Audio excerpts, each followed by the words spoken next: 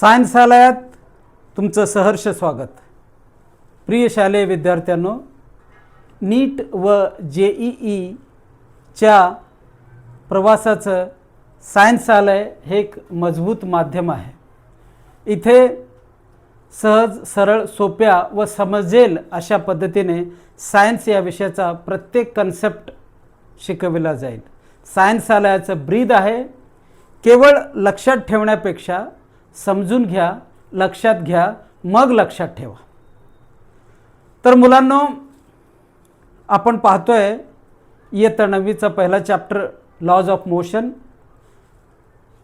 पहिल्या भागात आपण बघितलं मोशन म्हणजे काय, डिस्टन्स म्हणजे काय, डिस्प्लेसमेंट म्हणजे काय. ज्या मुलांनी तो भाग पाहिलेला नाही आहे त्यांनी आधी तो भाग बघून घेतला तर पुढचं कळायला त्यांना सोपं होईल. तर चला मुलांना आपण पुढे जाऊयात. आपण बघूयात स्पीड म्हणजे काय, व्हेलॉसिटी म्हणजे काय. स्पीड म्हणजे distance travelled per unit time. स्पीडचा संबंध डिस्टन्सशी येतो. व्हेलॉसिटी म्हणजे काय, डिस्प्लेसमेंट पर युनिट टाईम. व्हेलॉसिटीचा संबंध डिस्प्लेसमेंटशी येतो. आता तुम्हाला व्यवस्थित कळलेलं आहे स्पीड आणि व्हेलॉसिटीमधील अंतर. स्पीडचा फॉर्म्युला आहे डिस्टन्स अपॉन टाईम. व्हेलॉसिटीचा फॉर्म्युला आहे डिस्प्लेसमेंट अपॉन टाईम. स्पीडचं युनिट आहे SI unit, meter per second. व्हेलॉसिटीचं पण युनिट मीटर पर सेकंड आहे. ठीक आहे. आता पुढे बघूयात. एक इंटरेस्टिंग बाब मी तुम्हाला सांगतो. समजा तुम्ही 100 मीटरच्या रेसमध्ये सहभागी होत आहे. हा आहे तुमचा स्टार्टिंग पॉईंट, आपण याला O म्हणूया, ओरिजिन. इथे आहे तुमची फिनिशिंग लाईन, A म्हणूया. ही आहे फिनिशिंग लाईन, फिनिशिंग लाईन. हे आहे ओरिजिन. तुम्हाला या दिशेत पळायचं आहे. फिनिशिंग लाईन माहिती आहे ना, अशी एक आडवी रिबिन बांधलेली असते. जो पळतो, जो आधी सर्वात येतो तो रिबिन क्रॉस करून पुढे जातो. ठीक. तर हे अंतर आत्ता बोलल्याप्रमाणे हे 100 मीटरचं अंतर आहे, 100 मीटर्स.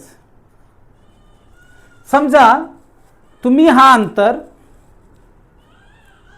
या डायरेक्शनमध्ये पळून 10 सेकंडमध्ये कंप्लीट केलात. ठीक आहे. ही एक अशी केस आहे. या केसमध्ये स्पीड काय असेल, व्हेलॉसिटी काय असेल, आपण जरा अभ्यास करूया. स्पीड काढूया आधी. Speed is equal to distance upon time.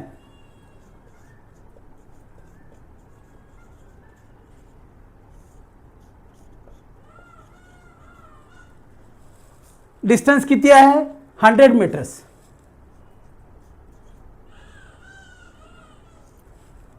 Time किती आहे, 10 सेकंड. 10 1 जार 10, 10 10 जार 100. हे आलं 10 मीटर पर सेकंड. ठीक आहे. आता बघूया व्हेलॉसिटी काय असेल.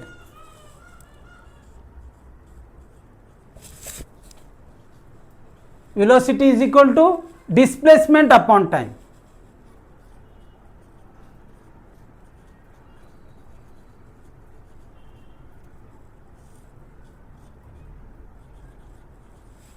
इथे डिस्प्लेसमेंट किती आहे. डिस्प्लेसमेंट म्हणजे काय, shortest distance between the initial point and final point. इथे इनिशियल पॉईंट काय, ओरिजिन O, जिथून तुम्ही पळायला चालू केलात, आणि finishing line, finishing point A हे फायनल पॉईंट आहे.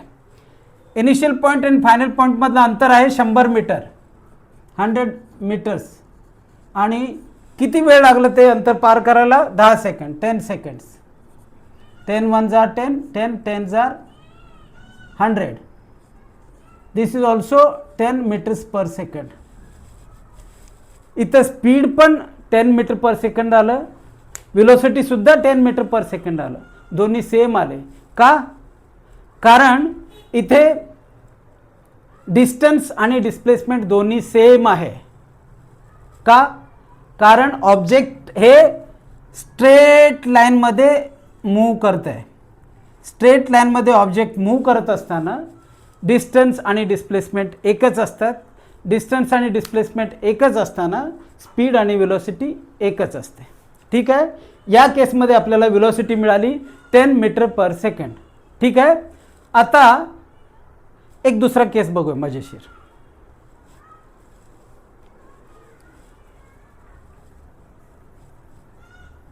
हे आहे ओरिजिन ओ. ओके. हे आहे फिनिशिंग पॉइंट. या डायरेक्शनमध्ये तुमचं जाणं अपेक्षित आहे, पण तुम्ही या डायरेक्शनमध्ये न जाता विरुद्ध दिशेला गेलात. या डायरेक्शनमध्ये तुम्ही पळालात. किती पळालात समजूया. 60 मीटर पळालात. किती सेकंडमध्ये अंदाज घेऊया आपण. एक 5 सेकंडमध्ये असा समजून चला. 5 सेकंडमध्ये 60 मीटर या दिशेत पळालात. ओके. या डायरेक्शनमध्ये. आता बघूया स्पीड काय असेल आणि वेलोसिटी काय असेल. चला बघूया आधी स्पीड काय असेल. Speed is equal to distance upon time. Distance किती आहे 60 मीटर. टाइम किती आहे 5 सेकंड. किती येईल 112 is equal to 12 meter per second. ठीक आहे. 12 मीटर पर सेकंड. ठीक आहे. क्लियर. आता बघूया डिस्प्लेसमेंट काय असेल.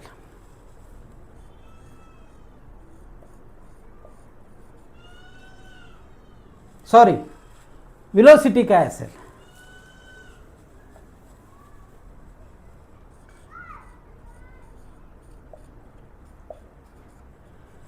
मुलांनो, वेलोसिटी म्हणजे डिस्प्लेसमेंट अपॉन टाइम. बरोबर. इथं डिस्प्लेसमेंट काय बघा. विचार करा. विचार करून सांगा. डिस्प्लेसमेंट काय. हाय ओरिजिन ओ, हाय पॉइंट बी. ओके. यांच्यातला शॉर्टेस्ट डिस्टन्स डिस्प्लेसमेंट. ठीक आहे. लिहूयात आपण. किती आहे distance 60 meters. Time taken 5 second.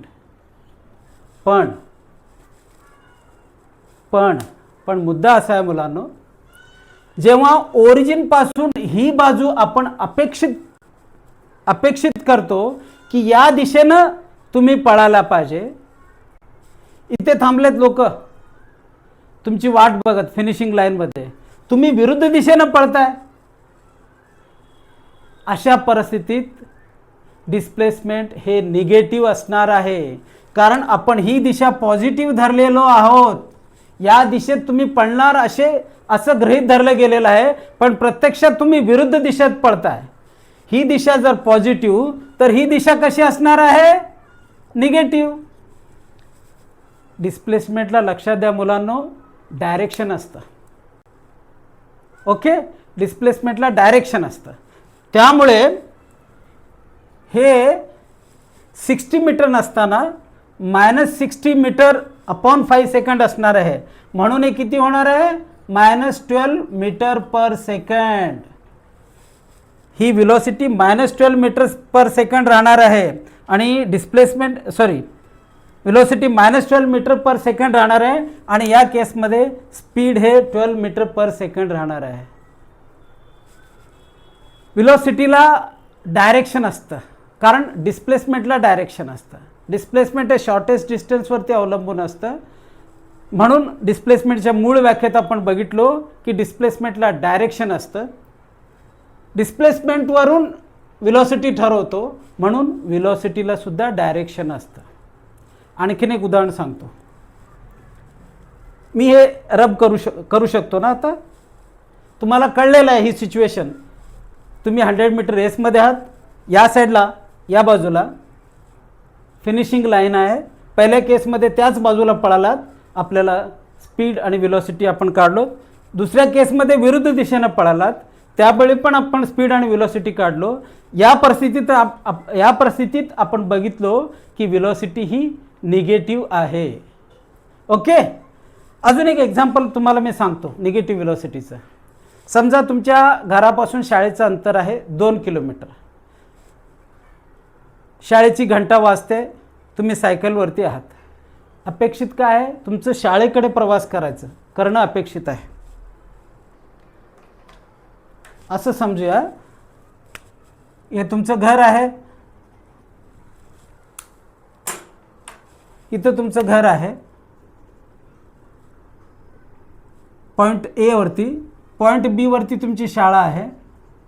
इकडे तुम्हाला जायचं अपेक्षित आहे, शाळेची घंटी वाजते, पण तुम्ही पळताय या दिशेनं. त्यावेळेस तुमचं डिस्प्लेसमेंट निगेटिव्ह समजला जाईल, म्हणून तुमची वेलोसिटी निगेटिव्ह समजली जाईल. कारण आपण ॲज्युम करतोय ही दिशा पॉझिटिव्ह आहे, हे डायरेक्शन पॉझिटिव्ह आहे. व्यवस्थित समजून घ्या मुलांना. आणखीन एक उदाहरण सांगतो. ट्रक इकडे तोंड करून थांबलेला आहे. आपण समजतो की ट्रक असा पळणार आहे, पण ट्रकनं रिव्हर्स गिअर टाकून मागं जेव्हा ट्रक चालू करेल तेव्हा ते निगेटिव्ह डिस्प्लेसमेंट आहे असं आपण गृहीत धरतो. डिस्प्लेसमेंटवरून वेलोसिटी ठरवली जाते. एक गोष्ट लक्षात घ्या मुलांनो. जसं मी इकडचं हे रब करतो आणि तुम्हाला इथे सांगतो. आपला ग्राफ असतो ना, ग्राफ कसा असतो? असा असतो ग्राफ. हे असतं एक्स ॲक्सिस, हे असतं वाय ॲक्सिस. इकडे पॉझिटिव्ह आपण जर घेतलो एक्स ॲक्सिसमध्ये, तर विरुद्ध दिशेला आपण निगेटिव्ह घेतो ना, हो की नाही? ही दिशा जर पॉझिटिव्ह घेतली तर ही दिशा निगेटिव्ह घेतो, याला x1 म्हणतो. वाय जर वरती पॉझिटिव्ह आपण घेतलो तर डाऊनवर्ड निगेटिव्ह घेतो, हो ना? त्याचप्रमाणे एखाद्या दिशेत आपण जाणं जर अपेक्षित असेल, त्याच्या विरुद्ध दिशेत आपण जात असू, किंवा एखादा ऑब्जेक्ट या दिशेनं येणं अपेक्षित असताना या एका डायरेक्शनमध्ये ट्रॅव्हल करणं अपेक्षित असताना तो ऑब्जेक्ट जर विरुद्ध डायरेक्शनमध्ये ट्रॅव्हल करत असेल तर ती डिस्प्लेसमेंट निगेटिव्ह समजली जाईल. हा ॲक्च्युअली रिलेटिव्ह कन्सेप्ट आहे. असं तुम्ही समजून घ्या. उलटं जरा समजून घ्या, उलटी केस समजून घ्या. रिलेटिव्ह कन्सेप्ट कसा आहे मी तुम्हाला सांगतो. तुम्ही आहात इथे ओरिजिनला, हे आहे ओरिजिन. यावेळेस तुमचं फिनिशिंग लाईन इकडे नसून या दिशेकडे जर असेल, ही फिनिशिंग लाईन तुमचं इकडे पडणं अपेक्षित आहे. ही दिशा जेव्हा आपण ठरवू की ही फिनिशिंग लाईन इकडे आहे, तेव्हा आपण ही दिशा पॉझिटिव्ह धरलेली आहे. जर तुम्ही विरुद्ध दिशेत पळायला लागला तर हे निगेटिव्ह डिस्प्लेसमेंट होईल. आता कळलं व्यवस्थित? तर हे आहे डिस्प्लेसमेंटचं पॉझिटिव्ह निगेटिव्ह. आपण पॉझिटिव्ह एखादी डायरेक्शन ॲज्युम केलं असताना त्याचे अपोजिट डायरेक्शन ही निगेटिव्ह असते. एवढं तुम्ही लक्षात ठेवा. आता याच्यावरून तुमच्या लक्षात आलं असेल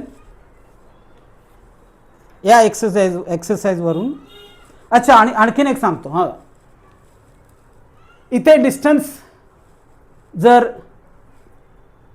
डिस्टन्स आणि टाईममध्ये आता 2 उदाहरण बघितले आपण. इकडे जाताना डिस्टन्स पॉझिटिव्हच होतं, इकडे येताना सुद्धा या साईडच्या बॅकवर्ड रनिंगमध्ये सुद्धा डिस्टन्स पॉझिटिव्हच होतं.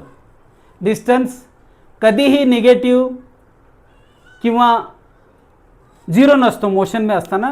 त्यामुळे स्पीडसुद्धा कधीही निगेटिव्ह किंवा 0 नसतो.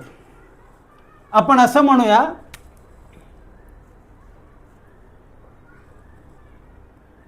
Speed can never be negative or 0. whereas इकडे बघितलं आपण, जर डिस्प्लेसमेंट पॉझिटिव्ह आहे तर वेलोसिटी पॉझिटिव्ह राहील. डिस्प्लेसमेंट निगेटिव्ह असताना वेलोसिटी निगेटिव्ह असेल. याच पद्धतीने जेव्हा डिस्प्लेसमेंट 0 आहे तेव्हा वेलोसिटी सुद्धा 0 राहील. म्हणून आपण असं म्हणू शकतो वेलोसिटी कॅन बी पॉझिटिव्ह 0 और निगेटिव्ह. पॉझिटिव्ह 0 निगेटिव्ह असू शकते. आणखीन एक वेलोसिटी बरोबर डायरेक्शन असते, कारण velocity is displacement upon time. डिस्प्लेसमेंटला डायरेक्शन असते. ज्या क्वांटिटीमध्ये मॅग्निट्यूड बरोबर डायरेक्शन पण आपण सांगतो त्याला आपण काय म्हणतो, वेक्टर क्वांटिटी. त्यामुळे velocity is a vector quantity.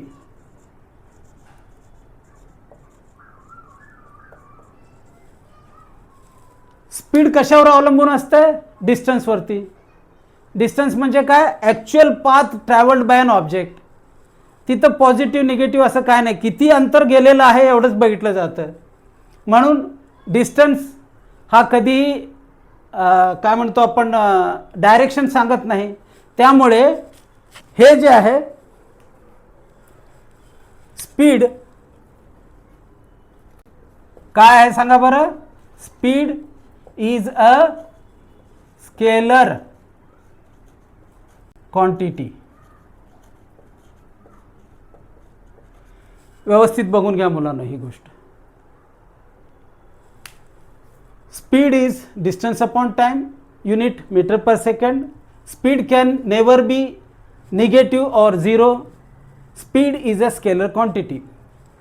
Velocity is displacement upon time, unit is same, meter per second. Velocity can be 0, can be positive, can be negative.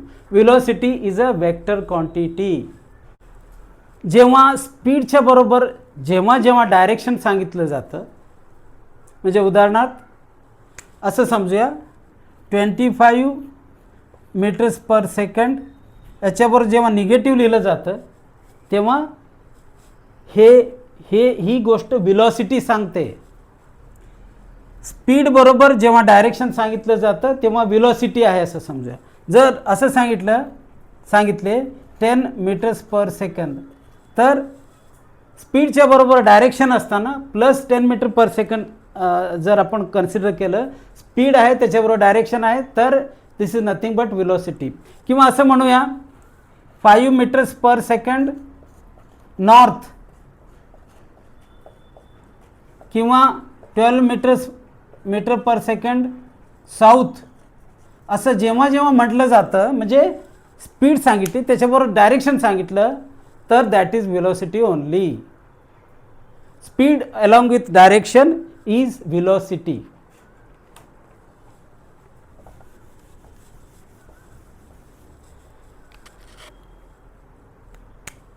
Speed with direction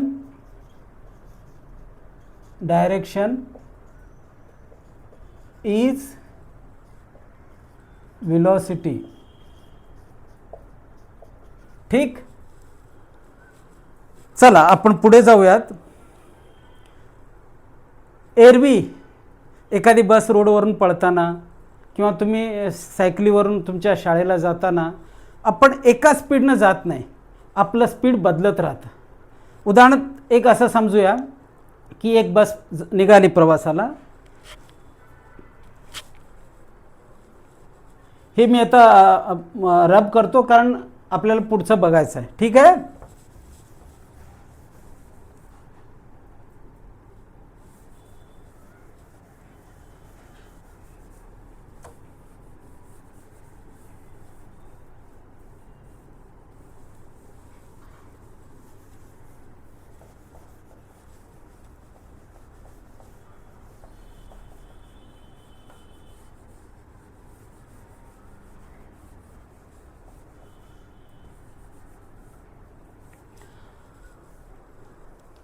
मुलांनो, जेव्हा स्पीड बदलत राहतं,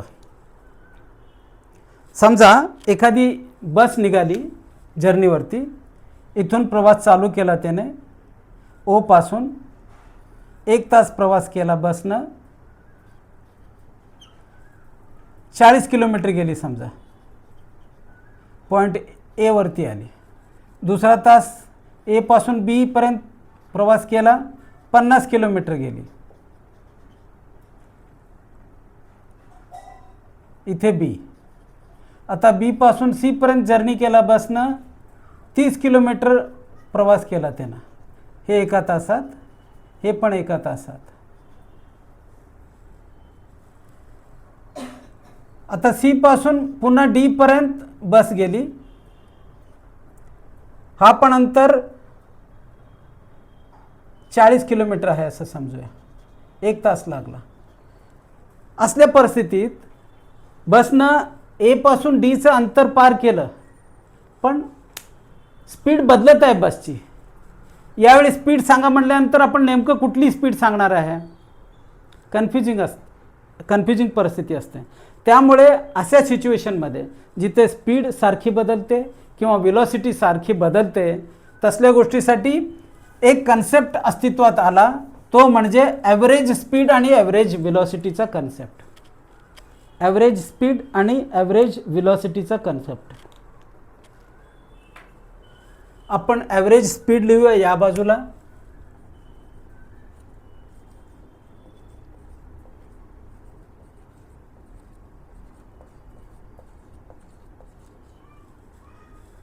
average speed म्हणजे काय, total distance upon total time.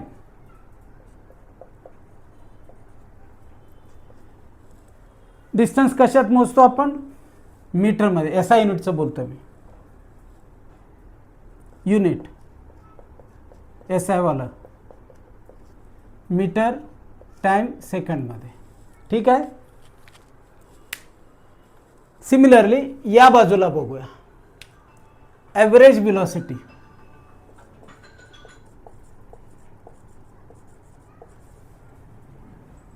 velocity is what, total velocityचा formula काय, displacement upon time. Average व्हेलॉसिटीचा total displacement upon total time. Total displacement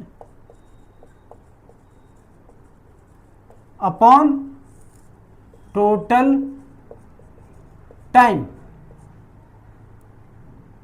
okay, हे ओके, हे ठीक आहे, टाइम. ठीक आहे. आता इथे बघा, डिस्टन्स आहे, स्केलर क्वांटिटी आहे की वेक्टर क्वांटिटी आहे, स्केलर क्वांटिटी आहे. आता बघितलं आपण, स्पीड स्केलर क्वांटिटी आहे, त्याचप्रमाणे ॲव्हरेज स्पीड सुद्धा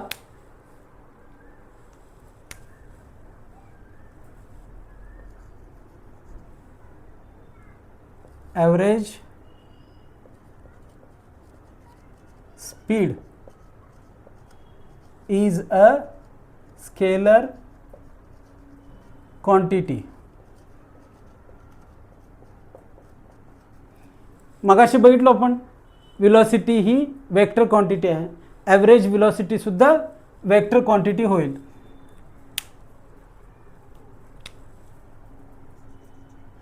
सॉरी, इथे युनिट, इथे सुद्धा एसआय युनिट काय असेल, meter per second. Okay, average velocity is a vector quantity.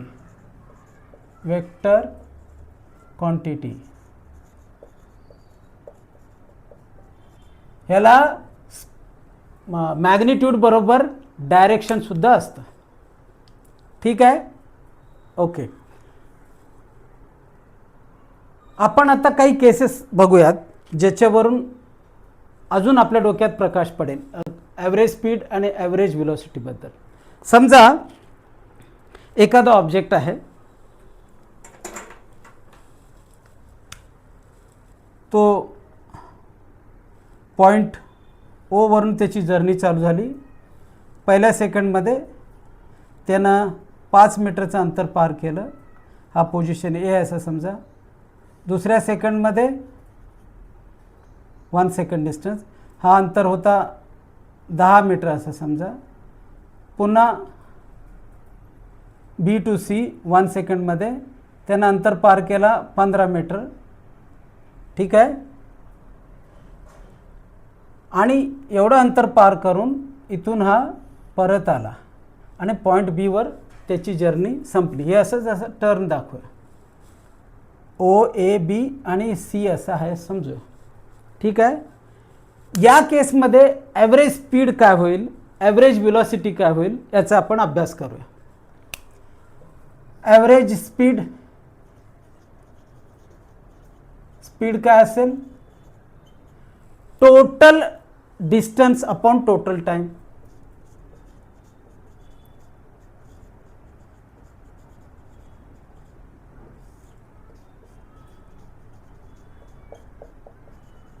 Total distance किती आहे मोजा. 5 मीटर, 10 मीटर, 15 मीटर, पुन्हा 15 मीटर बॅकवर्ड. किती झालं, 5 आणि 10 15 असं लिहूया आपण. 5 हे झालं 5 प्लस 10 ओके प्लस 15 पुन्हा बॅक 15 ओके. ह्याला पण 1 सेकंड लागला असं समजा बॅकवर्ड जर्नीला. अपॉन टाइम किती 1 प्लस 1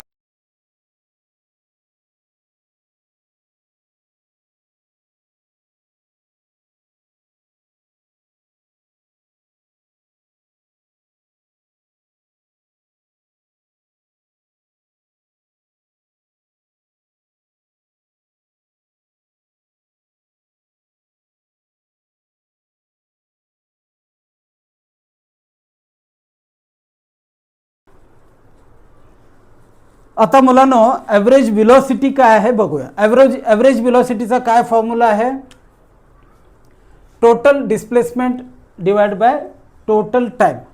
टोटल डिस्प्लेसमेंट काय बघूया.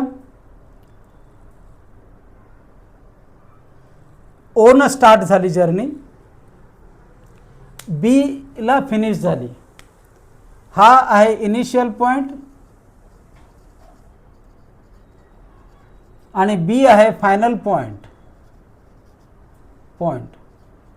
टोटल डिस्प्लेसमेंट म्हणजे distance between, shortest distance between the initial point and final point.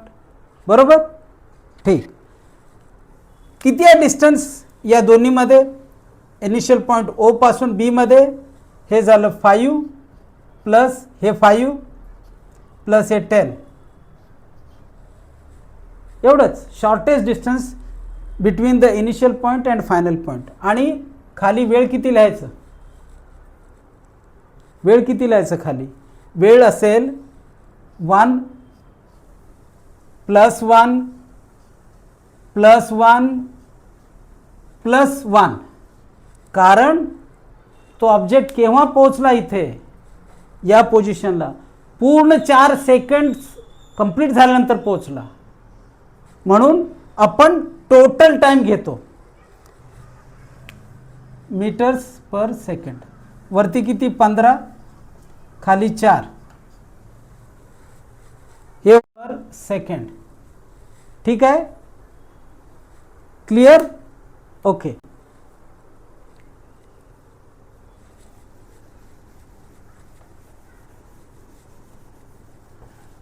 या प्रकारे आपण ॲव्हरेज स्पीड आणि ॲव्हरेज व्हेलॉसिटी काढतो.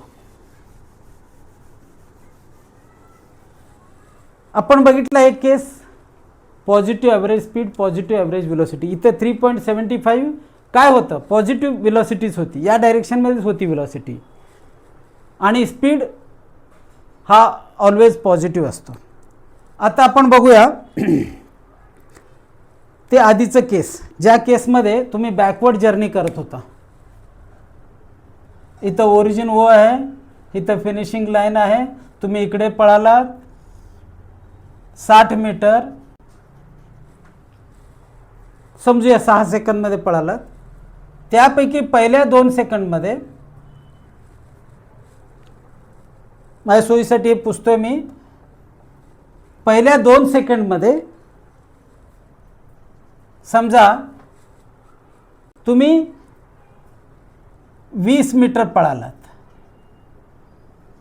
हे पॉइंट ए आहे, बी आहे. दुसऱ्या 2 सेकंदमध्ये तुम्ही 15 मीटर पळालात. तिसऱ्या 2 सेकंदमध्ये तुम्ही 25 मीटर पळालात. या प्रकारे तुम्ही पळालात. 20, 15, 25. पहिल्या 2 सेकंदला 20 मीटर पळालात, त्यानंतर थोडीशी स्पीड तुम्ही कमी केलात, पुढच्या 2 सेकंदला 15 मीटर पळालात, आणखीन पुन्हा एकदा जोरात पळालात, त्यावेळी तुमचे डिस्टन्स तुम्ही पुढच्या 2 सेकंद, केवळ 2 सेकंदमध्ये 25 मीटर अंतर पार केलं. या केसमध्ये आपण ॲव्हरेज व्हेलॉसिटी काढूया. Average velocity is equal to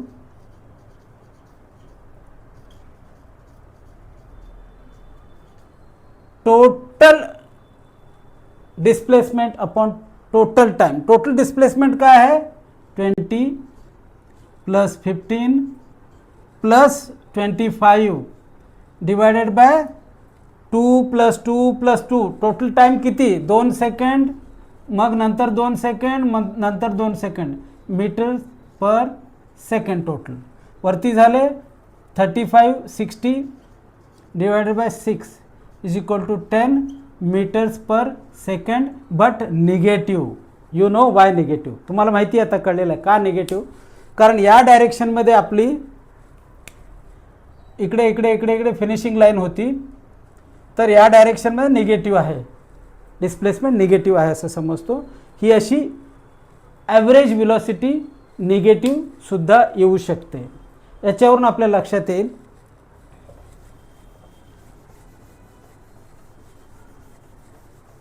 जसं speed can never B negative or 0, average velocity also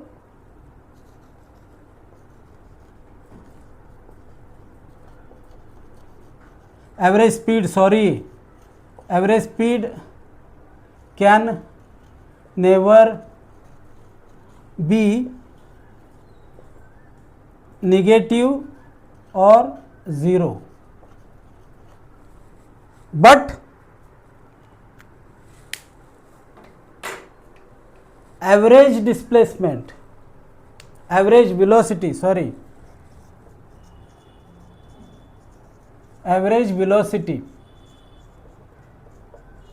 can be positive, can be negative, can be 0 also. आलं? क्लिअर आलं लक्षात? तर या प्रकारे मुलांनो, आपण आतापर्यंत मोशन म्हणजे काय, डिस्टन्स म्हणजे काय, डिस्प्लेसमेंट म्हणजे काय, स्पीड म्हणजे काय, व्हेलॉसिटी म्हणजे काय, ॲव्हरेज स्पीड म्हणजे काय, ॲव्हरेज व्हेलॉसिटी म्हणजे काय, हे बघितलेलो आहोत. आणखीन एक गोष्ट, तुमच्या महाराष्ट्र स्टेट सिलेबसच्या 9च्या टेक्स्टबुकला एक एक्झाम्पल दिलेलं आहे. तिथे एक मुलगा मोटरबाईकवरती जर्नी करतो. त्या केसमध्ये असं म्हणलेलं आहे, समजा तो मुलगा डायरेक्शन अगदी सरळ स्ट्रेट ठेवून एकाच डायरेक्शनमध्ये जर्नी करतोय, पण व्हेलॉसिटी स्पीड कमी जास्त करतोय, त्यावेळी व्हेलॉसिटी चेंज होईल का? ऑफकोर्स व्हेलॉसिटी चेंज होणार आहे, कारण जसं टाईम कमी जास्त लागेल तसं व्हेलॉसिटीसुद्धा बदलणार आहे. आणि एकाच डायरेक्शनमध्ये जात असताना डिस्टन्स आणि डिस्प्लेसमेंट सेम असणार आहेत, त्यामुळे स्पीड आणि व्हेलॉसिटी सेम असणार आहे. स्पीड कमी केली की व्हेलॉसिटी कमी होईल, स्पीड वाढवलं तर व्हेलॉसिटी वाढेल. म्हणजे आपण स्पीड कमी किंवा जास्त करून व्हेलॉसिटी चेंज करू शकतो. त्याला आपण असं म्हणू शकतो, velocity can be changed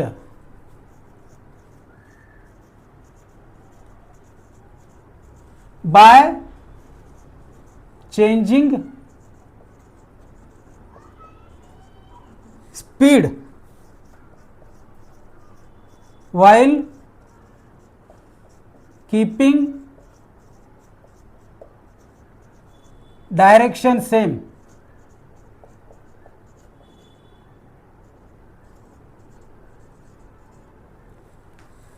direction same ठेवली, काय बदललं नाही, स्ट्रेट गेले, पण स्पीड कमी जास्त केलो तर व्हेलॉसिटी चेंज होऊ शकते.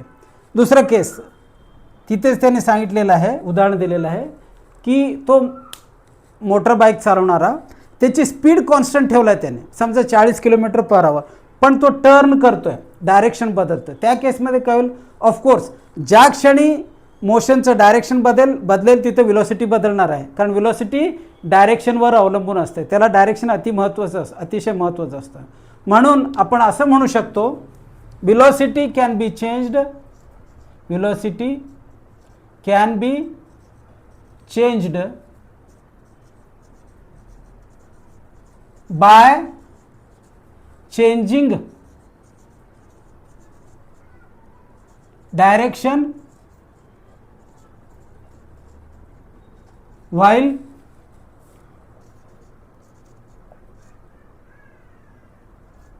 keeping speed constant किंवा same.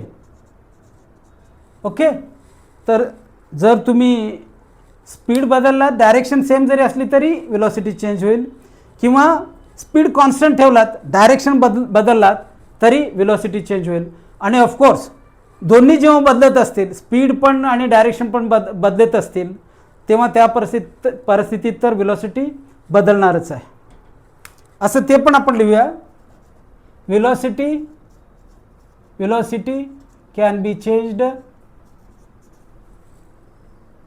changed by changing both direction and speed.